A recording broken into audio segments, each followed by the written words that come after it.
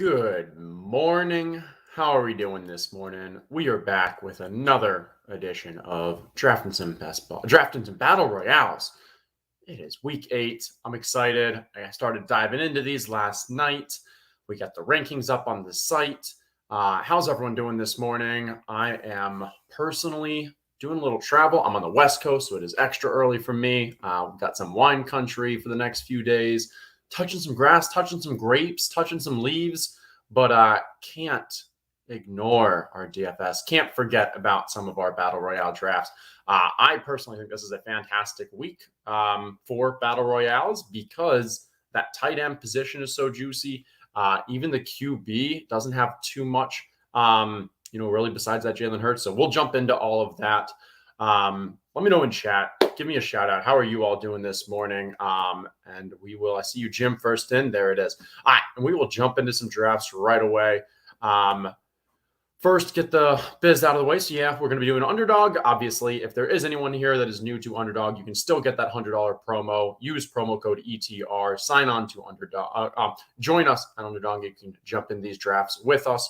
Also, all the rankings I'll be using this week come from Establish the Run. You can find those on the site.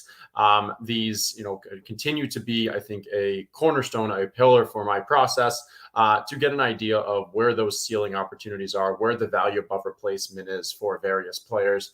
The entire team does amazing work on these. These are all based off the core DFS projections as we then modify them specifically for Underdog and these Battle Royale drafts. That's that. Let's jump into some drafts. We can talk through kind of what I'm thinking for this week, what I'm seeing. Ooh, let's go add that to the stream, and we'll get these going. All right. So last week, did a few of them. Had a decent week. I think that it was pretty crazy. The person who won it all was their first and only Underdog Battle Royale draft. Ended up going with that Burrow stack. Was pretty chalky other than bringing in that Tyler Boyd. And that was that key piece that really propelled them to the top, was the unique ownership angle there. And that's probably something that we should probably think a bit, consider more often, is how often do we go with that double stack and go off with a fly in the room and go with that double stack. And because we think about it from hey, we're looking for those ceiling outcomes. We're looking for those truly high upside plays. And a lot of the times, we think, okay, if we're going to be getting one wide receiver, we're unlikely to be, having that second wide receiver hit. Where in DFS, where, hey, you go for that Tyler Boyd, you're getting him at maybe $4,000, maybe 40, low fours. And now you're gaining that value that you don't need him to really be to surpass all the other wide receivers. So when you grab Tyler Boyd and he puts up 100 and a touchdown or whatever, he had the 2 touchdowns last week, you're happy with it. You're ecstatic with it. But even if he only puts up 16 a touchdown, you're still very happy with it here because you really don't have as much opportunity cost. You don't have to worry about that salary. You would need Tyler Boyd to still substantially basically surpass the other wide receivers available in that, 20 to 30 ADP range. But that is exactly what happened last week, and it also propelled Joe Burrow to the top. So I do think that is something we should be considering if we're going to be going with a QB who is going to be getting his points primarily through the air. A Burrow can do some stuff on the ground, but I think that still is the bread and butter would be, hey, he's going to finish the top when he's throwing a bunch of touchdowns. And so there, I think for me personally, I'm more often likely to do a wide receiver and tight end, because I do think if your tight end can get a touchdown in a good game, that allows you to really propel above. But I don't think we should be scared of those 2 wide receiver as we saw hit so hard yesterday. Okay. No clear consensus at number 1 this week. Let's see, where did AJ Brown is 10.6. So I'm going to go with let's start this off. We'll just go straight by ETR. We're going to take Jalen Hurts. AJ Brown has been falling, so we just saw ADP of 10.6. I think, that should mean he drops to me, because my guess is that ADP of 10.6 just means wherever the person who grabs Jalen is probably grabbing AJ Brown as well. It doesn't make sense for the person otherwise to really reach or snag them if you're probably not getting Jalen. So we're going to, assume he falls here. And then we have the option of, hey, what do we want to do with a double if we don't want to go with the double stack? Because both Dallas Goedert and Devonta Smith are being drafted in every draft. So let's take a look at Philly real quick. You've got Goddard at 24.8. You have Devonta at 26.9. But they're also really easy to get. And hey, if we are going for that ceiling outcome for Jalen Hurts, does it happen on the ground? Maybe. Does it happen only with A.J. Brown? I think there's a lot of flexibility here, but you also have to expect that you are drafting directly into ownership.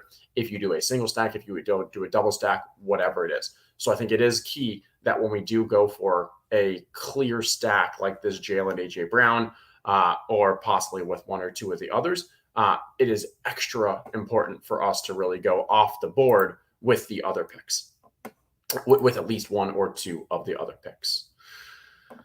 Okay. So there you go. Brian's saying that this is the first time that a double won a Royale this year. I'm not sure if that's true. I think that could make sense. I wouldn't read too much into that one way or the other. Yeah, that is. I don't know. I also am curious, like, for where that tight end opportunity is, because I do think, and tight end is why I think this week is so interesting. So A.J. Brown is still available. You can see it's interesting. So, like, from a pure projection standpoint, we have him at a TR very low. You have all these other, higher values there. But again, we're looking for ceiling outcomes. We're looking for that stack is so important. But yeah, so just closing the loop on that with Brian. Yeah, I think it's interesting. Even if it is the first time, I still don't think we should rule it out. I think it is definitely an outlier. But again, so few people are probably doing it, especially when you're going off the board. Okay. We're going to take A.J. Brown. We're going to take a second to see what else we want to pair this with here.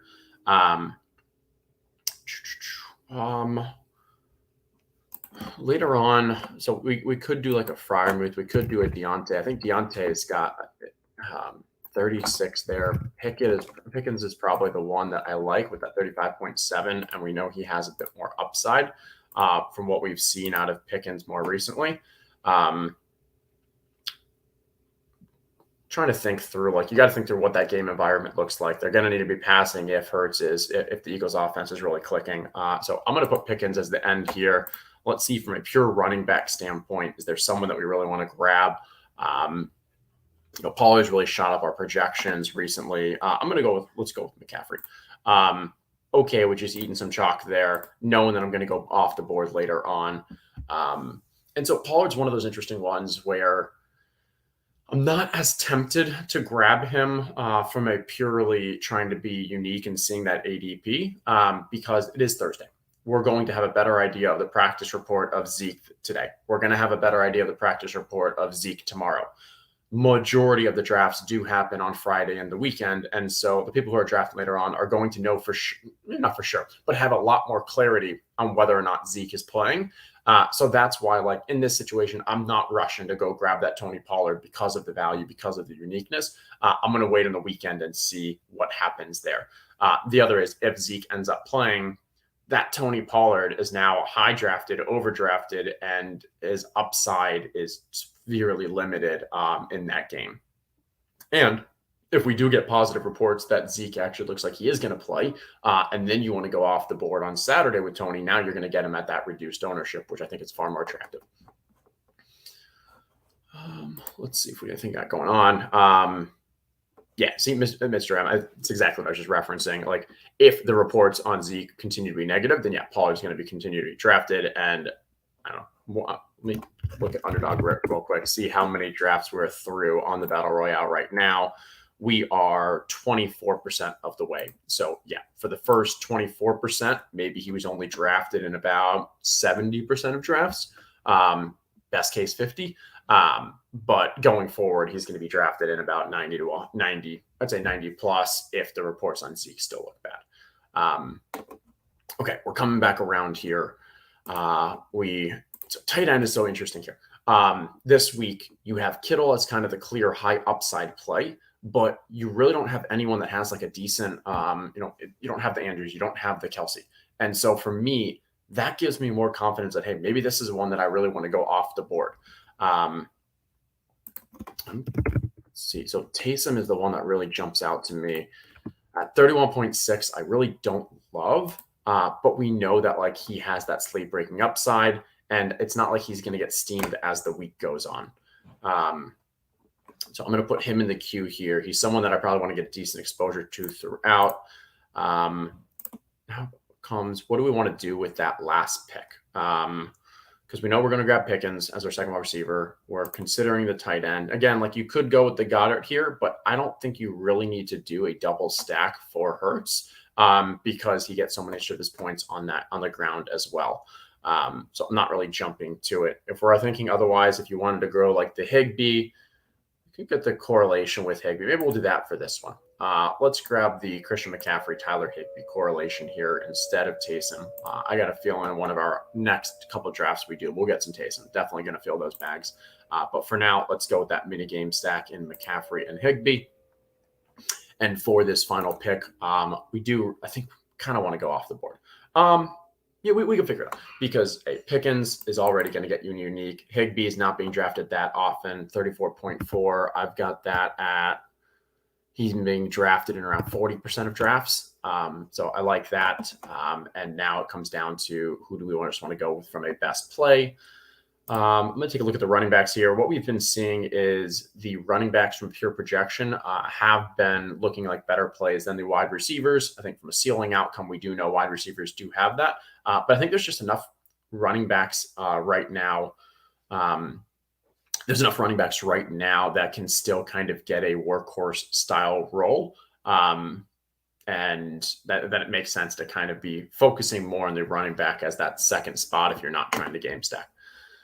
Taking a look at this, we've got a few guys that I love those cues. And so DeAndre Swift, James Conner, I think are pretty interesting. I think Swift at practice either limited or in full yesterday.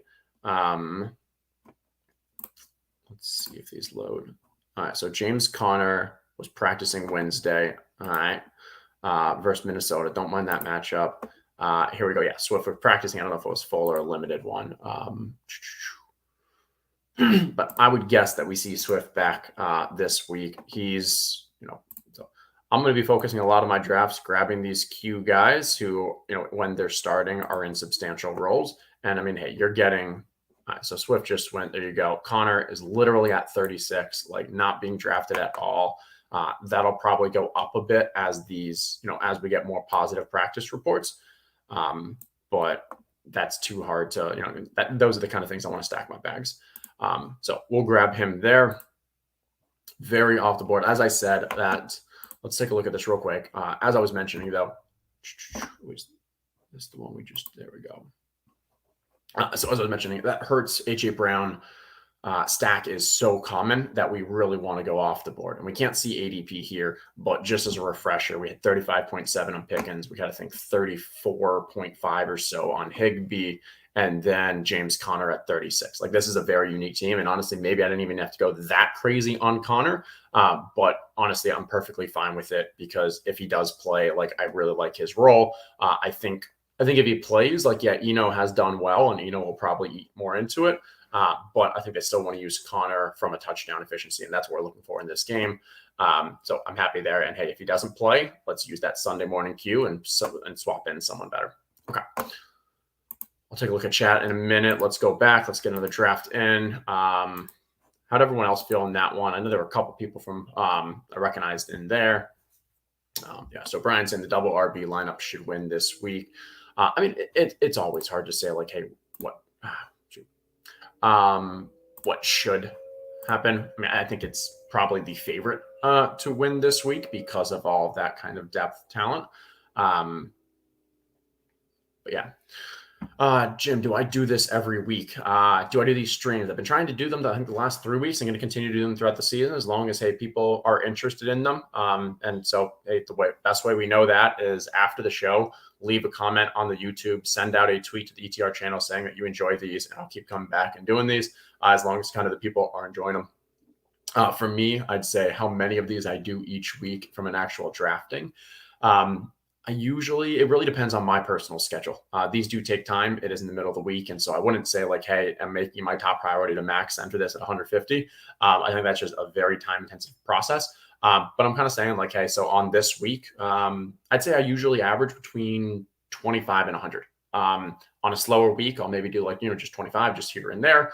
But then like some weeks when it's a combination of both my personal schedule as well as like, hey, I think there's substantial edge in this one. So for example, the 4 or so weeks ago, the Taysom Hill one, where he put up that mass number, I was like, hey, I'm heavy on Taysom that week. Wasn't being drafted. Didn't love the other tight ends. I think it was a very barbell where it was like you maybe had one or two of the Kelsey Andrews and then absolutely no one. So went heavy for that week. And I think that's kind of where my own process is.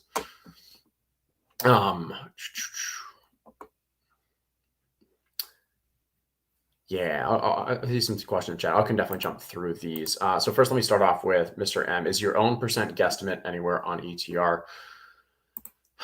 I have not. I think the reason why I haven't put it on ETR is because kind of what you just said, like it is a bit of a guesstimate. I mean, I did build out like a very simple model to calculate what that would be, but it's me still making some strong assumptions around the inputs. For example, if a player is drafted in 10% of drafts, we have to make an assumption. And how often are those drafts the sixth round versus the fifth round versus the fourth round?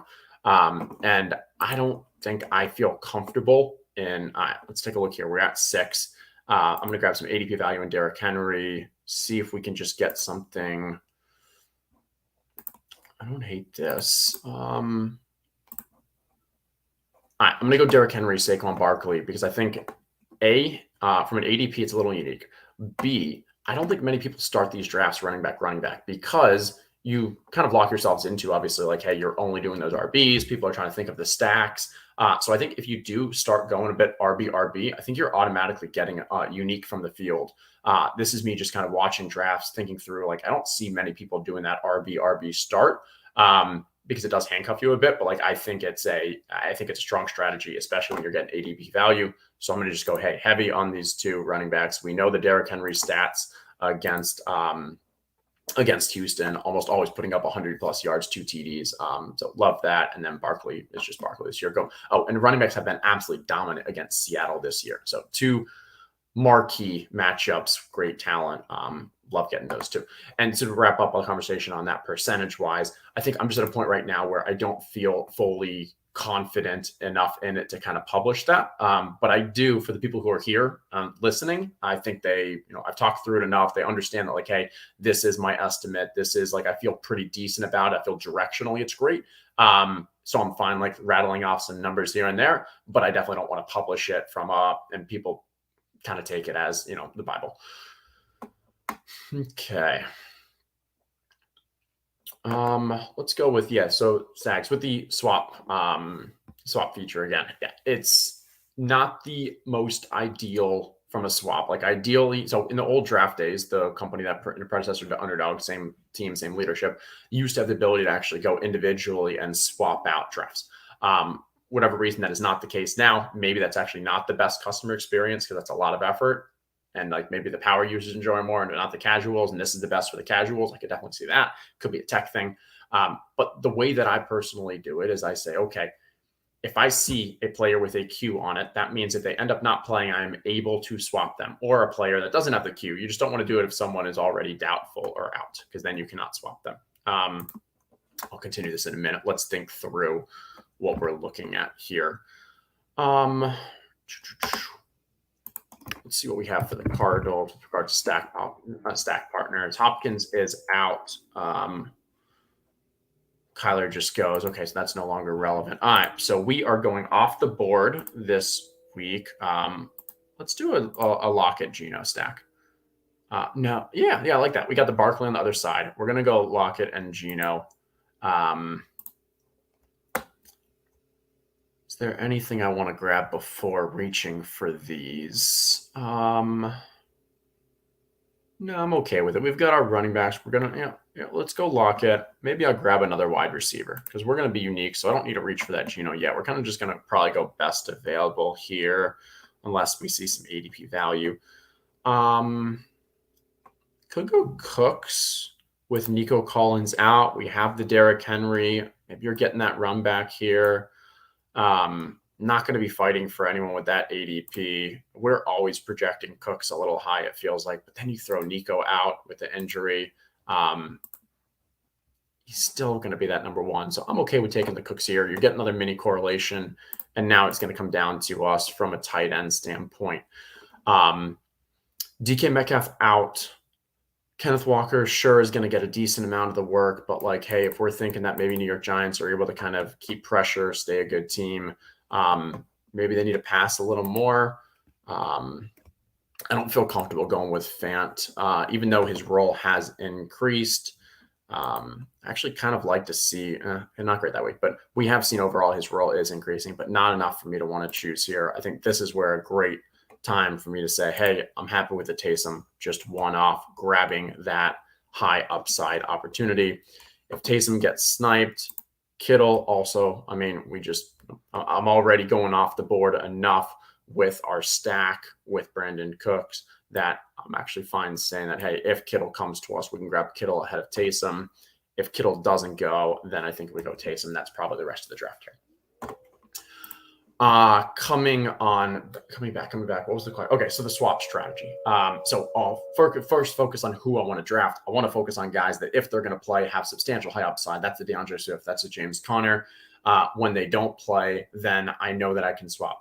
Next focus is, okay, I want to make sure that it's players that are ideally in the early games. So I get the whole slate of players to choose from, because what's going to happen is when those 1 o'clock games start, I need to set my rankings just beforehand and align those to what I want the swap to be, because it's just going to go directly down the list from my ranks and swap in the best, the highest ranked for that position. One thing I need to ask Underdog is, if it's my third wide receiver, does it swap in the best flex or does it swap in the best wide receiver? That's actually a personal thing that I need to ask, and I can bring back to you guys when I get the answer, because in that situation, it'll impact your strategy, because I would at times want a running back to be swapped in. I think come Sunday morning, it's best to do those running back swaps, such as the Deion Jackson situation, such as I guess last week, Jamal Williams from a process was good. Didn't work out, but once DeAndre Swift was good, like that was the play. Wide receiver, it's not like we're really learning that much information. Usually that's going to substantially boost up their projections or upside. There you go. Andrew's saying it's swap positions. So that's worth keeping in mind there.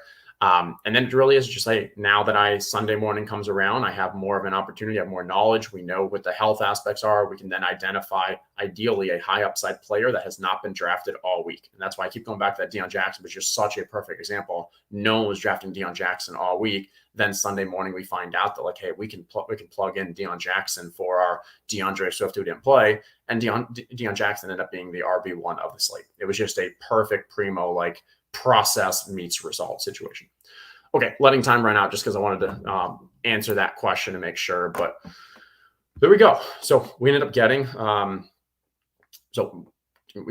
our stack with the Geno and the Lockett. We've got the Barkley on the bring back. We've got a mini stack with Henry and Cooks, and we've got one off Taysom from an ownership aspect. Very low on QB at 35.1.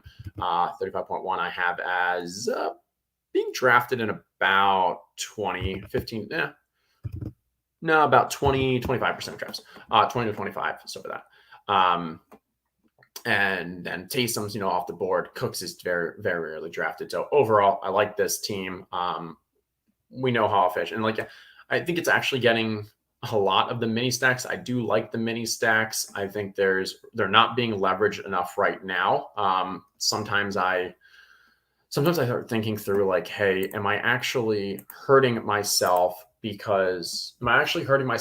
grabbing a mini stack because I'm now correlating two players that the rest of the field are also going to be doing? But I've also started looking at drafts afterwards and seeing like, hey, how often are people doing the behaviors, the tactics that I like to use, the mini stacks, the bringbacks? And what I've noticed is that stacking in general from a QB wide receiver is very common. I'm seeing that just in a lot of the drafts. Not seeing a bring back that often, and very rarely seeing the mini stacks. So in our bubble, we still think of like mini stacks with DFS and standpoint, but I don't think that's really carried over to the larger field for Underdog. So I'm still happy to kind of play those ones. And ideally, when I do a mini stack, I want it to be a mini stack that is not part of a QB that's highly being drafted. Because if a QB is being drafted, so for example, Who? All right, let's see. You've got Tyreek. You've got, I wouldn't really want to do a Tyreek and Amon-Ra St. Brown mini stack because a lot of people are already going to be drafting Tua. And so if Tyreek has that huge week that I'm looking for, well, maybe then Tua also does. So now I'm fading that. I'd rather do something like hey, Devontae Adams, Alvin Kamara mini stack because Derek Carr is not being drafted that often. I presume 34.4. No one's drafting Dalton. So if Devontae does go off, Devontae also can very easily go off just from a volume standpoint.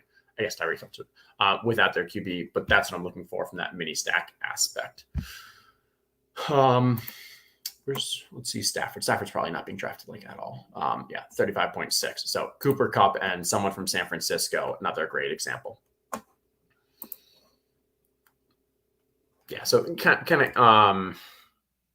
I'm going to go through some of these questions too. So how do you actually swap? Yeah, the system does it automatically, but it does it off of your rankings if you set your rankings at the time of that game ending.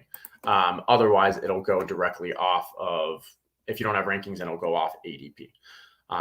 Let's grab Tyreek. I think this is a fun one. I think we know that DeAndre Swift is kind of one of those guys I love with the Qs, so I can plan on, hey, let's grab Tyreek with a DeAndre Swift later on.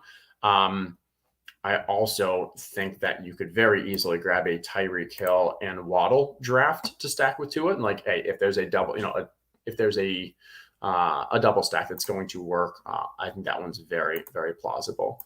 Let's see how well. Yeah. So we gotta get a little lucky here. Hope no one goes for the snipe action. But we'll see Tyreek, Waddle, Tua, and see if we can start the draft off like that. Yeah, so that's the swap option. How much am I emphasizing correlation? Kind of touched on that. If you want any more kind of clarification, definitely feel free to ask further there. But I think overall, it's I like to correlate. I think the field outside of the stacks is not doing it enough.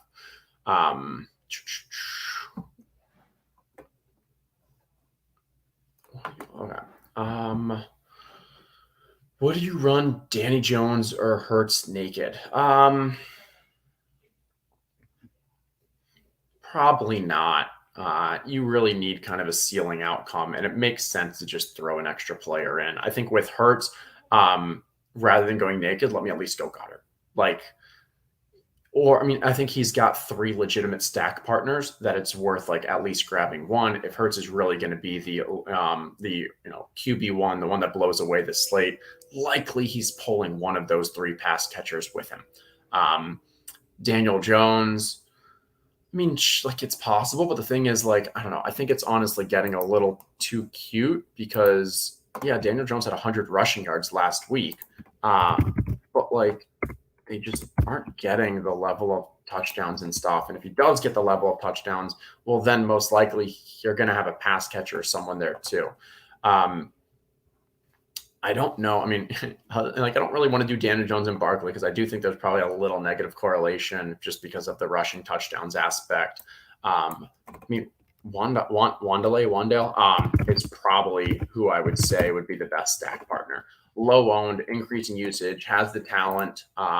We see him more on the rise. So I think I'll probably mix in a Daniel Jones, Wandale, stack or two in my portfolio this week because we know that Daniel Jones does have the rushing upside and would love to see a breakout game out of Wandale. And I think if Daniel Jones is going to have his top 5% ceiling outcome, it'll likely happen with at least one pass catcher, and Wandale seems like the clear out there. Okay, so we've got our double stack with Tyreek and Waddle. We're going to throw Tua in here. We're going to throw DeAndre Swift as our bring back later on. That now gives us a tight end and a running back situation that we really want to get a little unique with, because my guess is these fall so well in ADP that this probably isn't the most unique stack. DeAndre Swift gives a little uniqueness, but it's still not that much. So I want to make sure that my other ones are pretty off the board as we think through things.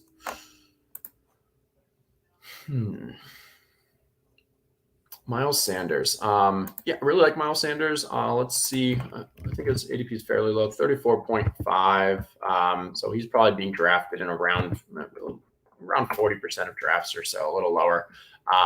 Definitely like him. And hey, you're also, I think the best part of someone like Miles Sanders is you're getting leverage off of 3 guys that are being or 4 guys that are pretty highly drafted with Hurts, Devonta, AJ Brown, and Goddard. Because if that ends up being a game that Sanders scores like, hey, 2 touchdowns, 3 touchdowns, the rest of the team, all those guys are pretty much duds. So that's a strong leverage play, I think. Definitely don't hate that at all. Okay. Kittle went off the board. Again, one other thing, I think my strategy for this week with regards to tight ends is if Kittle goes off the board, then if Kittle gets drafted, then I want to go off the board with my pick. What's the Waller news for this week? He's another one that I think like it would be a good strategy here. If he does play, we know he has substantial upside. It's been a little bit limited this year, even when healthy. So I think we got to take things with a little bit of grain of salt. But also, if he doesn't play, then Foster Moreau becomes a great just 1-to-1 swap, and Foster Moreau is not being drafted at all. And again, no, Foster Moreau doesn't really have that. We don't expect some of these tight ends to have that level of upside that are going to surpass like those big Kelsey, big Mark Andrews weeks. But with them both off the slate, yeah, Kittle has immense upside, but we also know he could have a game where he only has 3 receptions for 20 yards. Getting off the board for, hey, if Foster Moreau can fall in the end zone twice or fall in the end zone once with 60, 70 yards, that could be tight end 1, and getting it at a 0% drafted is strong value. Last thing that I'm looking for here is going to be a one-off running back. We have that Connor situation again. We could go with the Miles Sanders. So I'm honestly, Michael Carter is also another interesting one where like, yeah, his projection's down here, but I think from ceiling wise, like we don't know the role James Robinson is going to play. And if they really ease him in, Michael Carter could be an absolute smash. So I'm going to mix maybe that in to get a little exposure. As I mentioned, like because my core stack is so chalky, I really do want to go really off the board with these others. I'm still trying to think through. Let's see. James Robinson's not even in the field this week because they probably still had him as being associated with Jacksonville. We're going to grab Darren Waller here.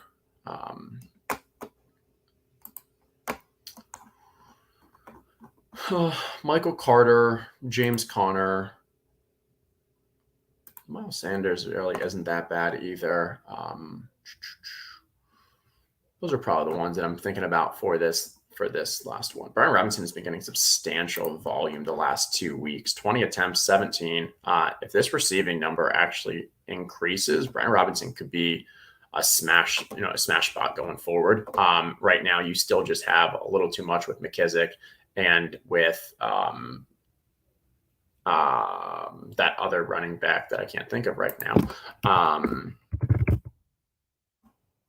I believe I'm blanking on this. There we go, Antonio Gibson. Even though people have been saying that, like, yeah, Brian Robinson has not looked good. If they do trust him, if they continue to give him the ball, and it becomes less of a 3-headed backfield, that's someone I might want to keep an eye on in the future. But for now, I'm going to go down this list: Carter, Connor, Sanders, and end up with a draft that I think is pretty strong. Okay, we took the chalk with that Miami, but we are going really off the board with all the others with some Q swap equity and overall upside. There you go. Hey, Steele saying he gets sniped with that with the Miami stack. Okay, so yeah, let me do this. Try once more. So Jim asking, like, how do you tell the system to swap to Moreau? What you would need to do is make it's tough because if you're doing this a bunch of drafts, you need to say that, like, hey, Moreau is my number 1 tight end that it's going to swap to. And now that means it would also, though, swap to a bunch of others. Now, in this situation this week, when we look at tight end, I think there's really only one tight end that's really kind of questionable with Waller. So I'm okay with, hey, putting Moreau as my number 1 swap tight end in my rankings. You just put him at the top of your rankings for tight ends. Just don't have any other tight end above him. And then it will swap him in any of your lineups that you lose your tight end. And so this week, since there's really only one Darren Waller that I see, you would get that. So that's the whole idea there. What do we think? Should we do one more? Any other questions? Happy to kind of chat through. I guess, let's do one more. And if there are more questions popping through, let me know.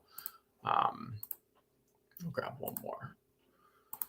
Any kind of stacks that you think? Actually, here, let's do a Daniel Jones Wandale. That's kind of I think what I like about these battle royales versus like a best ball. With best ball, it's hard to kind of go into it being like, hey, this is what I want to go for, because so much like there's just too much value in those first early picks. You got to kind of let the board come to you.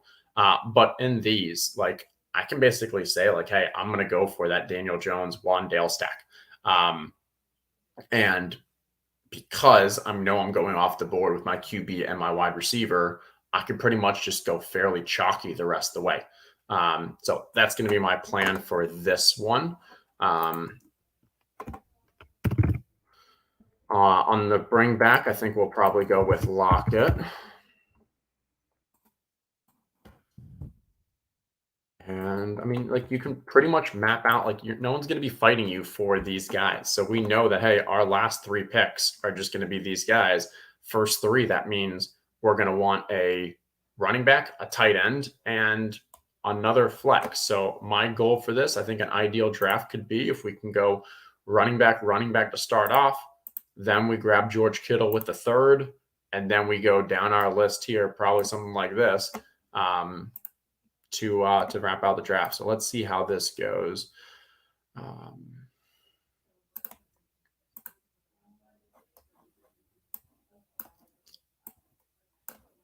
Let's see. Hopefully we can get 2 of those running backs. We'll then throw Kittle in for that 3rd round.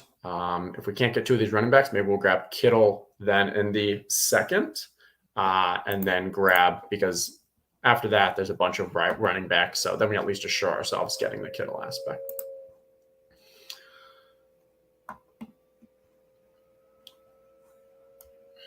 Oh, we got the bots out here. Let's block some chat users. There's no time for dating websites right now. We are drafted. Okay, we'll start off with Derrick Henry, top of the board. Let's go. Let's see if we can get Barkley or Jacobs to fall to us. If not, as I said, we'll go with that Kittle. What do I think about JT this week? So Sam Erlinger has actually been pretty effective from a rushing standpoint, and in preseason looked decent. I think, though, they're really just going to be trying to protect him as a QB, and as like just the impact, the negative impact he can have on the game. So I don't think it's going to be a full like let Sam Erlinger loose.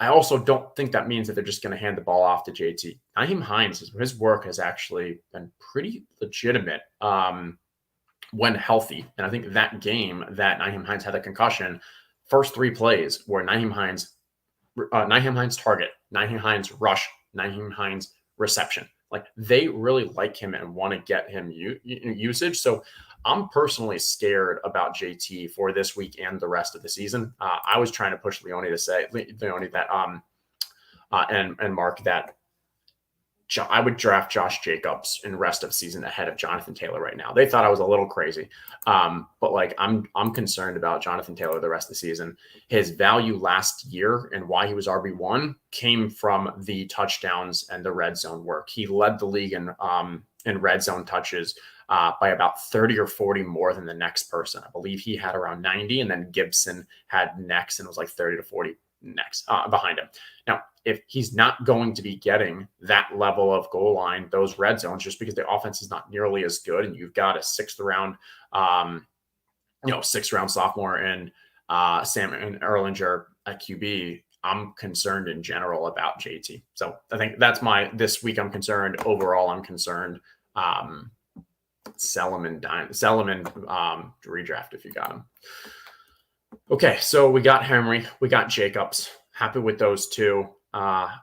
Let's see what NT does here. But I'd say if Kittle can fall to us, I think we have the team that we literally started this draft with. Hey, I wanted to get the 2 elite running backs. I want to then go with Kittle, and then I'm going to grab my let the rest of the picks just fall to me with this late Daniel Jones, Tyler Lockett bring back sack. There it is. Funny thing is, okay, so if I am doing these drafts not on stream, but just by myself, at this point, I literally leave the room. What I would actually do is probably throw in another in case like something happens, and I'll keep an eye on it. But like I'll just go jump in another draft because I'm extremely likely to end up with these three, especially if I'm not on stream. There's no one trying to, do like a crazy snipe or whatever. But like, just because these guys aren't being drafted nearly enough. And once I grab one of them, the chance that someone then grabs for a stack is even less. So that's there. Let's take a look at the rest of the draft as we're doing this. I see who was it? And-T talking about Tua being sniped. And-T went with the Tyreek Hill, went with the Waddle, and a-hole man. A-hole man, appropriately named, snagged Tua. That's a bad draft pick. Why are you grabbing Tua in this spot when what's your upside scenario? The way that Tua is going to have a huge game is obviously going to be through either Tyreek or Waddle. You're going to get crazy and grab Gesicki. Okay, I guess that's really unique. But like, there's just no point in trying to hurt someone else in your 6-person draft because really you're competing against 50,000 other people. And you just have no line of sight to any upside by grabbing a naked Tua without Tyreek and Waddle. So I feel you, N-T. That stinks. Interested to see how you go off the board here. I don't think your draft is dead, but it definitely took a major hit, and a-hole man lived up to the name. All right, we'll grab Tyler Lockett here. Of course, 2 more picks going on. Where do you see the draft percentages? I'm not. What are you asking, Jim? I'm not sure what you were actually asking with where do I see the draft percentages. Unless you're talking about the ones where I say like, hey, if they're being drafted at 35.8 and ADP, I believe that means that they're actually being drafted in only 5% of drafts. That's not out there anywhere. That's just my, I basically built out a very simple model to calculate what my estimate would be, my guesstimate. Let's grab Daniel Jones. We're going to end this with Wandale. I got to go. Is it Wandale? I think it's always Wandale. Someone was said Wandale, and maybe they were just screwing around. But yeah, so end this with Wandale. Yeah, that ownership percent, as I was saying, is just what I built out for myself. Cool. Okay, this has been fun. Thank you, everyone, for joining us. We will let the stream kind of go as we get Wandale to finish out this one.